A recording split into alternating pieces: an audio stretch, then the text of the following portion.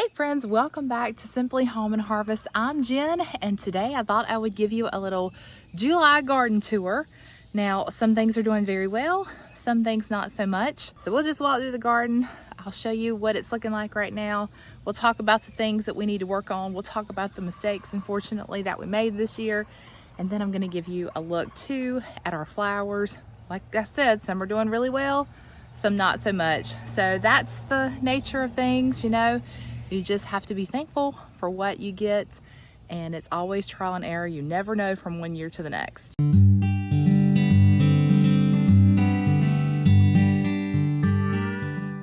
So it is hot today. The humidity is way up there. It's getting ready, I think, to rain, looking at the sky. But let me just give you a little bit of backstory on this. We had a lot of rain, you know, right there at the beginning of garden season, in April, early May. And I mean, like, excessive amounts of rain. And then the month of June was very, very dry. We went weeks without any rain. And so I think that's had an effect on things. You just never do know. Sometimes too much water is a bad thing. Sometimes not enough water is a bad thing. Heat's a bad thing. Sometimes we just have to make adjustments as we go along. Of course, all the loud vehicles are going to come through at this very moment. That's the way it goes sometimes.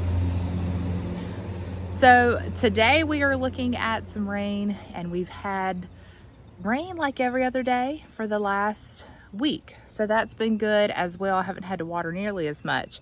All right, let's get started. We're gonna start right here at the entrance of the... As we come in, we're greeted by these beautiful hanging baskets on either side of our garden gates, and they are looking really good. I think these are the Super Bell. These might be the Calibrachoas. I think that's right. And I've got one over here. You see a little bee there. We've had lots of bee action, I've noticed, which I am loving that.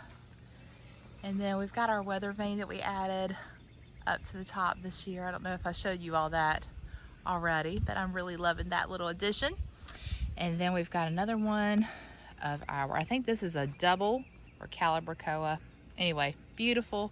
I love having those in the hanging baskets right here as you enter the garden. So lots of growth. You can see our cucumbers here are probably near their final weeks of production. Basically by July, we've gotten all the cucumbers that we're gonna get, but because the weather has been like it has, you know, we've got a little bit of a longer season. However, I've noticed the cucumbers that come off the vine, they're really big, like they grow wide but not long, and they turn yellow very quickly. So I think that's from the excessive heat. There's this one right here, which I'm gonna go ahead and grab. I like to get these when they're smaller. To me, they have a better taste. So if you can grab them quick, I think that's a little bit better. But that's a look. We've done pretty well with cucumbers. We've had enough to eat and pass on. But I'm not going to can any pickles this year. We've got plenty of those already from the last couple of years. So that's a look at things right now in July at cucumbers. Pretty good for July. So next door to our cucumbers, we have our okra with the pop-up volunteer butternut squash plant that decided to seed itself right here among the okra, and I just let it. At one point I thought about digging it up, but it was so beautiful I had to let it just keep going. Anyway, you see our okra, they're really starting to grow, not nearly as quick as I remember in years past. And yes, we do have some pest issues on our leaves, but also, oh, good time in there. I love seeing the bees, and these okra flowers are always my favorite. They are so beautiful. That bee is doing its job, working there to pollinate. We've already have been able to harvest some okra. There's one that probably needs to be picked. That's about the size that I like it. It's tender that way. And then we've got okra plants on down, and all of them did very well. And you see our butternut squash, the vine is just running right through the okra. Got some butternut squash on there. I think I've got one right here that I'm gonna have to pull out that's not doing so well, but the others are doing very well. Very pleased with those. And then in our next row, we have our Blue Lake bush beans. And these are definitely climbing, but I think it's because I did add a little trellis for them to climb on. And I love doing that because that is definitely, that definitely makes it easier when it comes to picking the beans, which you'll see I do have some that I need to get in here and pick. They will produce overnight. Like, I will pick these bushes clean, and then I'll come back in here the next day and I'll have beans. Like, there's a nice one right there that I can pick for you so you can see. Look at that. Absolutely beautiful. So we've got our beans all the way down. And then this is a random squash plant that I had. It was very much a latecomer. Let's see if I can get over here. You'll see this is still the same butternut squash right here that's just running. But this, I'm hoping, is yellow squash. I haven't been able to see anything yet to give me size, and something is eating it. I did run a rabbit out of here earlier, so I'm wondering if that's what's munching on the squash plant. But this one, where we had started the seeds, this one came up like weeks after I had started seeds, and so I planted it right here. We had a little spot for it, and it's looking really good. Got lots of blooms on it, but no fruit so far. Now, I am trying out the Three Sisters method over here, and that's when you plant your beans, your squash, and your corn all in the same area. And what that's supposed to do, it's supposed to encourage your beans to climb the corn. Obviously, they don't need to because they have a trellis to climb on, but also, and then you plant your squash in front of them, and that's supposed to shade the plant a little bit and give your squash room to run. So we're trying that. They seem to work well together, but the beans are really doing well. We've already gotten lots of beans off. Haven't canned any yet. I don't know if I'm going to do that this year. Maybe freezing them, I'm not sure. But we have been able to enjoy them for dinner. Probably do that again this week. I did notice, and this is a problem I'm going to address here in just a few minutes with the tomatoes, but I did notice this at the bottom of one of these plants, which is not good. This looks like blight, which I've never had this problem with beans before, and something is eating the leaves, so I'm not sure what's going on there. And I'm really not able to get in here and weed out very much because everything's growing so close together. I don't want to disturb any of the roots. So we might just have to let things happen as they happen. Of course, you guys know, and I said it last year, I'll say it again, that I believe that what we get is what we're supposed to get, that the Lord provides us with everything that we need. And so I just plant the seed and put the produce in the ground, and I just, trust that God will give us what we need for each year. And so, of course, this year we've been looking at it, my husband and I. He says, well, obviously God thinks that we need butternut squash because we've got a lot of that blooming on its own. Okay, so like I mentioned, right here beside the bean plants, we've got our glorious row of corn. It's starting to show off a little bit. You see the tassels up there at the top, but it's packed in here. I let it do its thing, like I said, but we have been seeing some ears pop out. So there's one right there. I don't know if I can show you any more, but I think I've seen, oh, there's another one peeking out right there. Oh, here's another one. Okay, but I do see one of these, which this is not a good sign for your corn, so you want to get rid of those.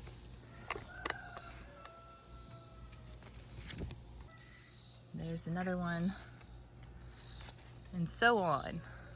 Lots of bees in there as well. And then on the back row here, I planted some sunflowers, and they are facing the neighbors. So our neighbors get to enjoy them more than we do. But that's okay, I do not mind at all. We'll go around on the back side and I'll show you a better look at those. And I think I'm going to cut some for a flower arrangement today. All right, now let's talk tomatoes. So here is our tomato crop. Some are looking really good, some are struggling. I had a nice case of bottom blossom rot. I think that's how you say that. You see our chickens over there. They're just hanging out this morning. But we had a case of that. So I mixed up a solution with calcium and sprayed all of our plants. It was this section right here. And I will show you that. I'm going to do a short on that to give you information in case you are struggling with that as well. But you'll see we have got lots of fruit on the vine, and that is a good thing. Everything's just really green. So we are anticipating the day when we start to see some red color and know that we've got some good tomatoes on the way. But so far, some of these are just, they're looking beautiful, like these right here, with no signs of damage or anything. And even this plant has got this one that I've been watching. Looking forward to enjoying this one on a sandwich with some Duke's mayonnaise, I hope very, very soon. All right, so the problem that we are experiencing now, we do have one that died out here in the middle. I think something happened to the root system when I was doing some weeding. Again, that's why I'm always so careful to try not to disrupt any of the roots. And sometimes that does happen, but that's why sometimes I don't weed too excessively around the plants, just because I don't want that to happen.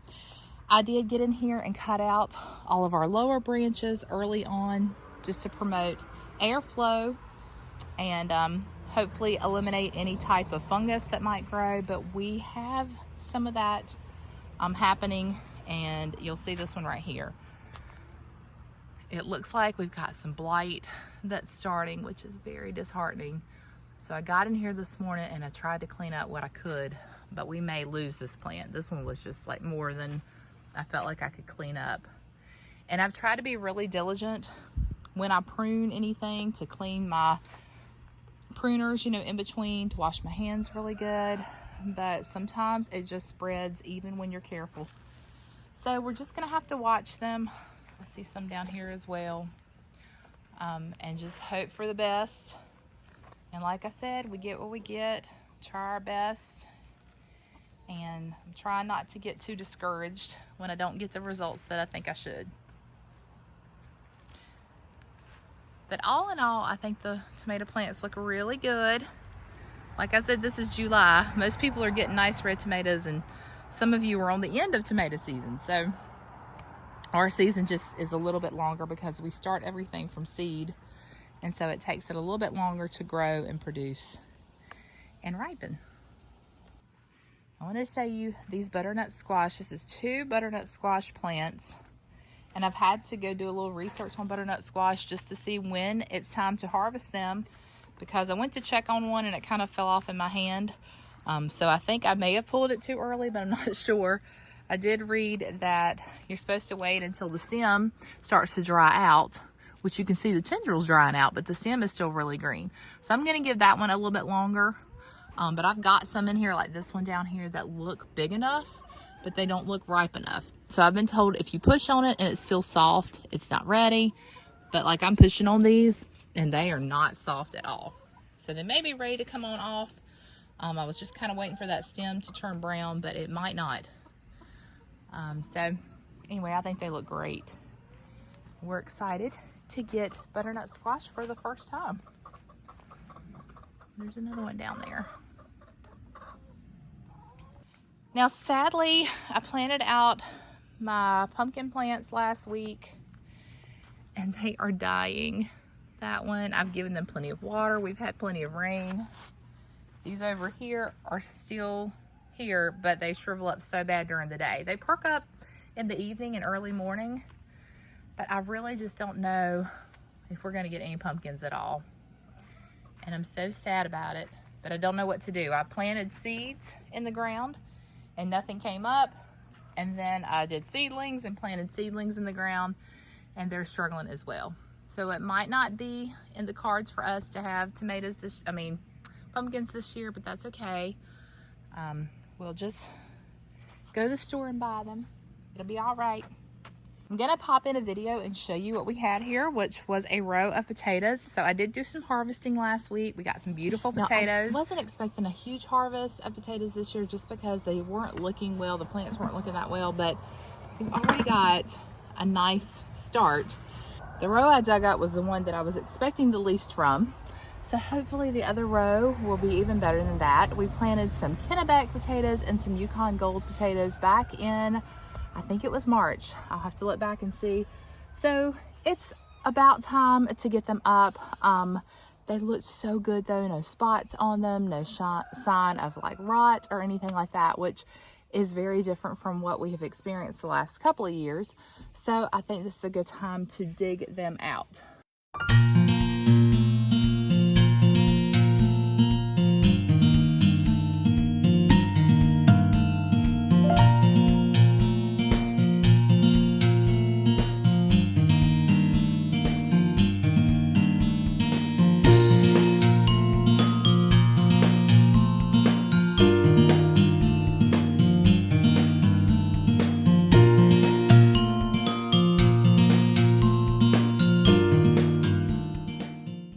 We've got curing right now, but I left this row because it had not quite died out yet. Now this one's still green, but you'll see these have died out, which means it's time to harvest this section of potatoes. I'm not going to do it right now. I'm going to wait till it gets a little bit cooler, but you can see that they are ready. So just this short row, and then our bags. We tried something different this year by growing some of the potatoes in bags, and this one on the end has started to dry out, so I did a little digging this morning and I found a couple of potatoes down there that I went ahead and picked. So that's good. I know there actually are potatoes in the bags, and so that's exciting since this is our first time growing potatoes. So that's a look at the inside of the garden. We've had better years for sure. We've had worse years. So you just never know.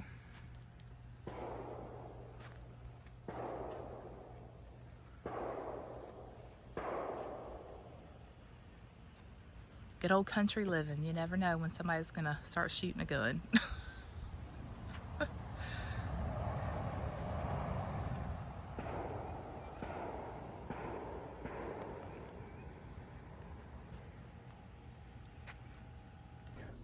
All right, guys, we're gonna come in and take a break for a minute or for a little bit. This is what I mean by humidity. All I did was stand out there. It did not work. I just stood out there and tried to film for y'all. My hair is soaking wet. Everything is dripping with sweat. My clothes are wet. So I'm gonna come in, get some water, cool off a bit, and we will proceed with the rest of the flowers. Our green stalk, we'll do that when it gets a little bit cooler.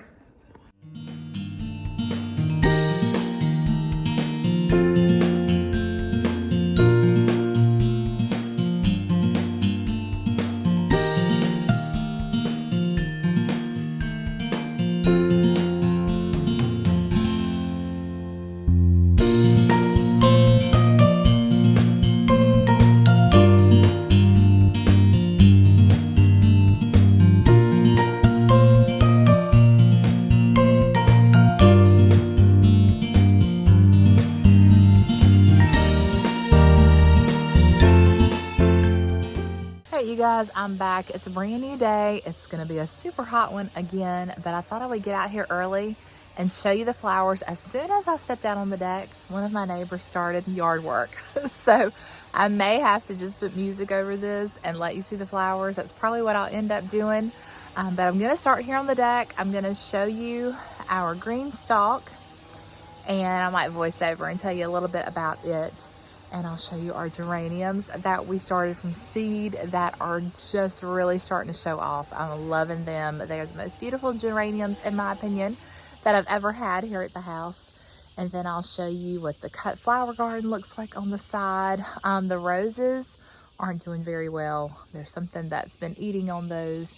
And then some of our containers included some spring flowers like alyssum and some violas that have died out, and I was replacing flowers, but then I just got to a point where I'm letting them do their thing. It's so super hot for the last 6 weeks. Like I was telling you earlier, we've had high 90s, and it feels like August. So we've literally had August in June and the 1st of July, and I think the flowers are feeling it. Normally, y'all know by August, they all start to kind of like dry up and wither away, and so we're just gonna give them as much water as we can, hope for some more rain.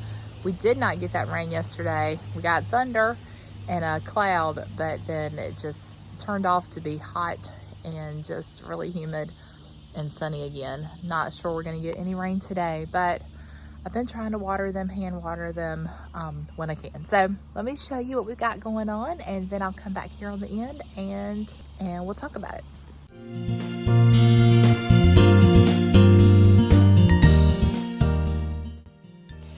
This, you guys, is our forsythia bush. I don't know if you remember when we bought this at Aldi a few months back. It was just a twig. We put it in some dirt, and now it looks beautiful. I'm really happy to see where this plant is going to go in the months to come. I've been so happy with our green stalk, and it is going wild right now. It has been overtaken by all these strawberry plants. Now, if you remember, back in the spring, we planted these strawberry starts that were gifted to me. I have to go back and look, but I think we planted around 20 of them maybe. And they're done producing strawberries, but they're now producing these little baby plants. And so everywhere you see a shoot, there's a baby plant on the end of it. And so what I'm going to do, and what I've already started to do, is tuck them down in the soil. And I'm just going to go around and just tuck them into, available cups or just where we have space, and probably take a landscape pin or something just to secure it in place. And hopefully they will take root and we will have multiple strawberry plants next year. You see we've got herbs there. There's oregano, there's lavender. I've got some lettuce popping up, but seriously, the strawberries are definitely taken over. I'm going to have to do my research to see what steps we need to take to winterize those so that we will have them in the spring. But it's been very exciting, so much fun to do that this year. I have decided that this is going to be our kitchen garden and just devote it to herbs, and I guess we'll have to devote it to strawberries or maybe get another one. But you see we've got thyme, basil, rosemary. All of it is doing really well for this time of year. I do keep it watered. I fill it to the line just about every day to make sure that they get all that they need to survive. And then this is our Creepin' Jenny, which I'm not even sure how it is still surviving because it really is in one of the hot spots, but it's still alive, so I'm leaving it be. We've got our citronella plant that has taken over that pot, and so far we haven't been bit by mosquitoes out here on the deck, so I would say that it's doing its job. Now let me just talk about these geraniums. As my granny would say, these are my pride and joy, and I have had so much fun seeing these grow. You remember that we planted those as seedlings, and we started with like 48, I think, and we got down to 6 that survived. So there's 3 in each pot. You see there's a mixture of colors there. They are so beautiful. I think the salmon one is my favorite. And this really has me wanting that greenhouse bad, because I think the key to this is going to be to start these like November, December in a greenhouse or in a situation where we can use a heat lamp and give them every bit of light source and heat that they need to thrive. So that's definitely on my list for next year. Now, this is one of our rescue plants from Lowe's that we got a few weeks back. It is so pretty right here. It's in the shade. It doesn't get much sun, so you see that it's reaching up. It's looking for light, but it's still green. It's still growing, and I'm loving having it right here by the deck. We've got some other plants that we put over here to get them out of the sun. Our rosemary there is doing very well. And this is our big rosemary bush that we planted that we got at Christmas, and that's doing well in its spot also. This is verbena, some not ivy, but I cannot think of what the spiller plant is there. It's not really blooming, but it's staying green. Our salvia is not doing very good in that spot. I think it needs some light. And then our rose is starting to bloom again, so that's good, but I have dusted it, trying to get whatever is eating the leaves to stop. So I think they've taken a break, and now we've got some blooms coming back out. But you see the damage that was done, and then, of course, the heat. I don't know. It's just been one of those summers, but we will just keep working with it, and hopefully we can get it looking better. Our snapdragons are pretty much done with their first bloom. I think they're going to bloom again. I hope so. This is our mum. It's about to start budding there. We replanted that a few weeks back. And then this is our cut flower garden over here on this side. And I've really enjoyed having it. I've already decided on things that I want to do differently next year. But all in all, for the first time having the cut flower garden over here, I think we did a pretty good job. Now, obviously, I read the back of the seed packets as far as like what to plant in the back row, what to plant in the front row. But some of these front row plants should have been on the back row. Our dahlia there it's already done its first bloom, so I think it's getting ready to do a second bloom. Our zinnias, we've had, some bugs eating on the leaves with those as well. But like these snapdragons and petunias and the angelonia back here, I don't know how much of a chance they have growing because these zinnias, or zinnias, however you pronounce it, are just like shading the plants out. There's our other dahlia there. So we'll have to do that differently next year. The zinnias are definitely going in the back. Our rose put out 2 buds this season and then it was done. I don't know if we're going to keep it. I think it's dead, definitely on one side. So I'm just not sure what I'm going to do with that. But you see how beautiful the flowers are, the zinnias, the sunflowers. Our salvia here is looking pretty good as well. The verbena there down on the bottom in front of the rose bush, I think it needs more light as well.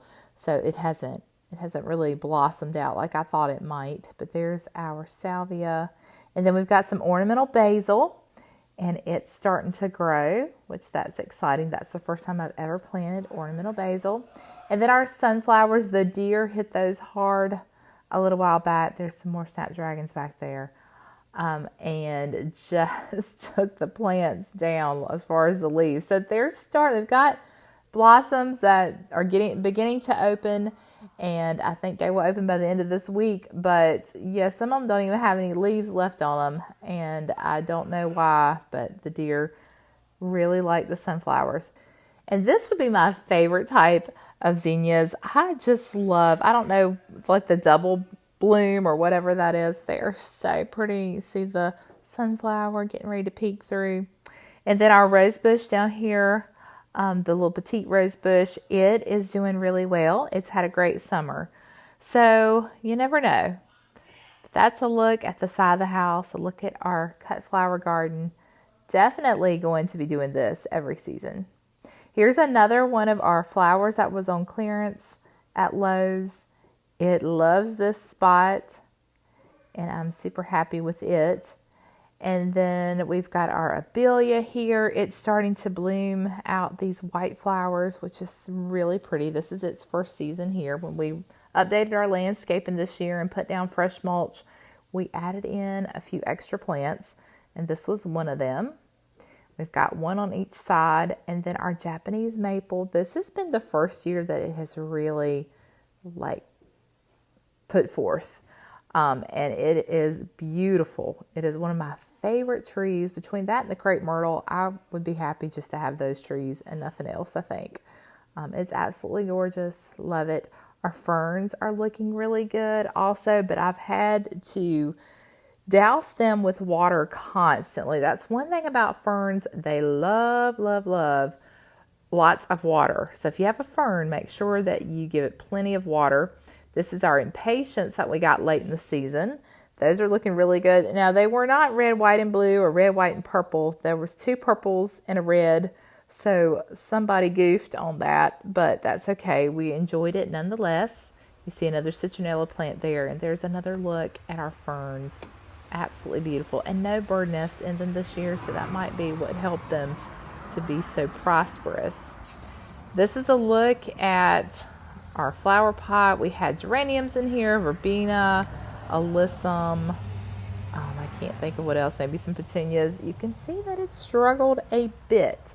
Our geraniums definitely haven't done as well over here in the spot. Some creeping Jenny on the side that's kind of dried up.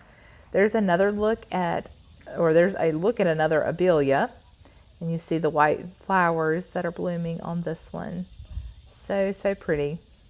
And then I'm going to show you last our lantana. Now, I will not put lantana in a hanging basket again. I have never had a lantana that had such small growth as this one. And I think they grow to whatever container you put them in.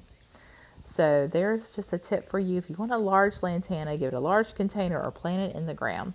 Our crepe myrtle is just really taken off this year too. So there's a look at our landscaping, at our containers. I'm going to cut some flowers and we're going to put together our first flower arrangement from our cut garden.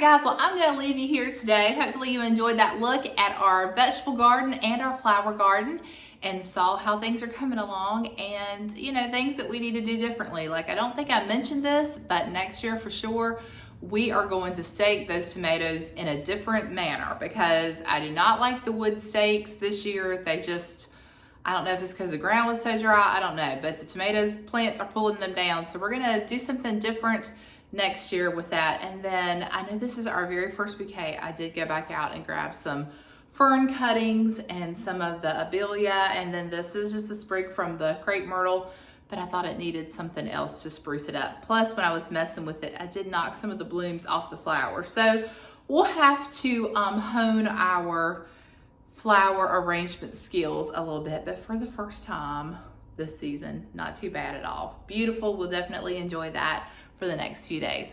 All right, well, I'm going to end it there today. Thank you for being here. Thank you for watching today. Let me know how your gardens are doing. And if you haven't done so already, I'd love for you to stick around, hit that subscribe button, give this video a like. And until next time, remember to live simply, use what you have, enjoy the moments you've been given, and I will see you all back in the next one.